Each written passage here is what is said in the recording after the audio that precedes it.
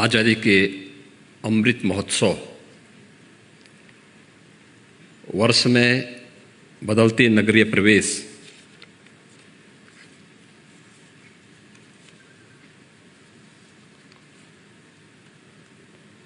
New urban India transforming urban landscape के इस 3 दिवसीय कार्यशाला कार्यक्रम के अवसर पर पूरे देश को अपना मार्गदर्शन देने के लिए प्रदेश की राजधानी लखनऊ में उपस्थित आदरणीय प्रधानमंत्री जी, प्रदेश की माननीय राज्यपाल श्रीमती आनंदीबेन पटेल जी, माननीय रक्षा मंत्री श्री राजनाथ सिंह जी, केंद्रीय आवासन एवं शहरी विकास और पेट्रोलियम मंत्री श्री हरदीप सिंह पुरी जी, माननीय भारी उद्योग मंत्री भारत सरकार डॉक्टर महेंद्र नाथ पांडे जी, भारत सरकार के राज्य मंत्री श्री कौशल किशोर जी, प्रदेश सरकार में मेरे वरिष्ठ सहयोगी उप मुख्यमंत्री श्री केशव प्रसाद मौर्य जी, डॉक्टर दिनेश शर्मा जी, नगर विकास के मंत्री श्री आशुतोष टंडन जी, राज्य मंत्री महेश चंद्र गुप्ता जी, आज के इस 3 दिवसीय कॉन्फ्रेंस कम एक्सपो में उपस्थित देश के लगभग 1 दर्जन से अधिक नगर विकास के माननीय मंत्रीगण, प्रदेश सरकार के मेरे सभी सहयोगी मंत्रीगण और उपस्थित महानुभाव, मैं प्रदेश की ओर से देश के यशस्वी प्रधानमंत्री आदरणीय नरेंद्र मोदी जी का इस 3 दिवसीय कार्यशाला के शुभारंभ के अवसर पर हृदय से स्वागत करता हूं, अभिनंदन करता हूं।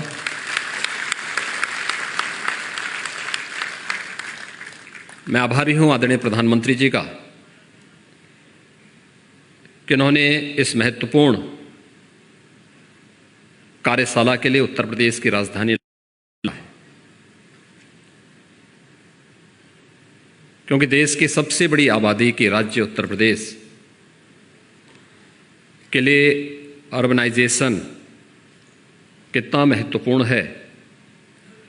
यह विगत 4.5 वर्ष के दौरान प्रदेश के अंदर आदरणीय प्रधानमंत्री जी के मार्गदर्शन में, उनके निर्देशन में जो तमाम प्रकार की योजनाओं ने शहरी परिवेश को बदलने और प्रत्येक नागरिक के जीवन में व्यापक परिवर्तन लाने में जो सफलता प्राप्त की है, आज यहाँ पर उसके कुछ उदाहरण प्रदर्शित प्रदर्शनी के माध्यम से भी देखने को और समझने को प्राप्त हो सकते हैं। उत्तर प्रदेश सरकार अपनी उन उपलब्धियों के साथ देश के सामने और देश के अंदर नई तकनीक और अर्बन डेवलपमेंट के क्षेत्र में जो कुछ नया देखने को मिल रहा है, यह सब उत्तर प्रदेश वासियों को और उत्तर प्रदेश के नगर निकायों को भी देखने को प्राप्त होगा। इसके लिए मैं माननीय प्रधानमंत्री जी का, प्रदेश शासन और उत्तर प्रदेश की जनता की ओर से हृदय से आभार व्यक्त करता हूं। मैं स्वागत करता हूं माननीय रक्षा मंत्री जी का, जो इसी लखनऊ के माननीय सांसद भी हैं। इस 3 दिवसीय कार्यशाला के उद्घाटन कार्यक्रम में आज उनका यहां पर मार्गदर्शन प्राप्त हुआ है। मैं स्वागत करता हूं केंद्रीय आवासन और शहरी विकास के मंत्री माननीय श्री हरदीप सिंह पुरी जी का, जो निरंतर प्रदेश के विकास के लिए अपना सहयोग पूरी सकारात्मक ऊर्जा के साथ प्रदान करने के लिए सदैव तत्पर रहते हैं। मैं केंद्रीय मंत्री महेंद्र नाथ पांडे जी का, श्री कौशल किशोर जी का भी इस अवसर पर हृदय से स्वागत करता हूं। देश के लगभग 1 दर्जन से अधिक राज्यों के नगर मंत्रीगण भी इस अवसर पर इस 3 दिवसीय कार्यशाला में यहाँ पर उपस्थित हुए हैं। उन सब का भी मैं प्रदेश सरकार की ओर से हृदय से स्वागत करता हूँ। मुझे इस अवसर पर बताते हुए प्रसन्नता की अनुभूति हो रही है कि उत्तर प्रदेश ने विगत 4.5 वर्ष के दौरान अर्बनाइजेशन में कुछ नई उपलब्धियां हासिल की और खासतौर पर एक लंबे समय से जो मांग हो रही थी कि 25,000 की आबादी की जो पंचायतें हैं इनको नगर निकाय के रूप में मान्यता प्राप्त हो, शहरी क्षेत्र के नगरीय क्षेत्र के दायरे को विस्तार दिया जाए। 2017 के पहले उत्तर प्रदेश के अंदर कुल 654 नगर निकाय थे। आज इनकी संख्या बढ़कर के 734 हुई है और इन 734 नगर निकाय के माध्यम से इसकी एक बड़ी आबादी को हम लोग बुनियादी सुविधाएं उपलब्ध करवाने का कार्य कर रहे हैं। स्वच्छ भारत मिशन इस देश के अंदर न केवल नारी गरिमा के प्रत्येक नागरिक के जीवन में स्वस्थ भारत की परिकल्पना को साकार करने में भी मील का पत्थर साबित हुआ है। आदरणीय प्रधानमंत्री जी ने 2 अक्टूबर 2014 को स्वच्छ भारत मिशन की घोषणा की थी और उस मिशन में सबसे बड़ी बाधा के रूप में उत्तर प्रदेश को देखा जाता था। 2017 के बाद उत्तर प्रदेश के अंदर ग्रामीण और शहरी क्षेत्र में 2,61,00,000 से अधिक व्यक्तिगत शौचालयों का निर्माण हुआ और मुझे बताते हुए नगरीय क्षेत्र इस दिशा में उत्तर प्रदेश के अंदर हमारे 652 जो नगर निकाय हैं ये पहले ही ODF हो गए थे, जिनमें से 595 ODF प्लस के लक्ष्य को भी प्राप्त कर चुके हैं और 30 नगर निकाय ODF प्लस प्लस के लक्ष्य को प्राप्त करने में जिन्हें सफलता प्राप्त हुई है। आजादी के बाद एक सपना था आवास का, हर गरीब के पास अपना आवास हो, आवास के नाम पर टोकन मनी नहीं बल्कि उसको पूर्ण आवास प्राप्त हो। यह सपना आजादी के बाद 2014 में साकार होता हुआ दिखाई दिया और मुझे बताते हुए प्रसन्नता है कि उत्तर प्रदेश ग्रामीण और शहरी क्षेत्र में अब तक 42 लाख से अधिक परिवारों को एक आवास उपलब्ध करवाया है और उत्तर प्रदेश के अंदर अगर शहरी क्षेत्र में हम देखेंगे तो 17 लाख से अधिक लोगों को ये आवास हम उपलब्ध करवा चुके हैं, जिनमें 9 लाख आवास बनकर के तैयार हुए हैं। आदरणीय प्रधानमंत्री जी के कर कमलों से आज 75,000 आवासों में गृह प्रवेश का कार्यक्रम भी कुछ ही देर में प्रारंभ होगा। हाउसिंग कंस्ट्रक्शन को एक नई दिशा देने वाली लाइट हाउस परियोजना कि जो 6 परियोजनाएं देश के अंदर प्रारंभ हुई हैं उनमें से एक प्रदेश की राजधानी लखनऊ में है और जिस तेजी के साथ ये प्रोजेक्ट